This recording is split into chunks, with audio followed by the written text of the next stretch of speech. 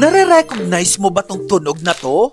Kung mahilig kang mag-crack ng kasukasuan, malamang oo. Pero ano nga ba talaga ang nangyayari sa katawan natin kapag nagka-crack tayo ng joints? Masama ba to? May tinatawag tayong synovial fluid. Parang lubricant siya na nasa pagitan ng mga kasukasuan natin. Medyo kahawig siya ng egg yolk. Kapag in-stretch mo ang joint mo, may nare-release na hangin. Yung hangin na yon bumubuo ng bubble. Tapos bigla itong nagko-collapse. At ayun, ang tanong, safe ba ang pag-crack ng knuckles? Malaki ang chance na oo. May isang doktor na si Donald Unger na parang ginawa itong lifelong experiment. Sa loob ng 60 years, pinipitik niya ang joints ng isang kamay lang, habang yung isa, hindi niya ginagalaw. Ang goal niya, alamin kung magkaka-arthritis ba siya. After 60 years, walang difference. Parehong walang arthritis ang dalawa niyang kamay. Karamihan ng medical sources agree na hindi ito delikado. Pero may konting caveat. May isang study noong 1990 na nagsabing ang long-term knuckle cracking ay pwedeng magdulot ng pamamaga ng kamay at mas mahina na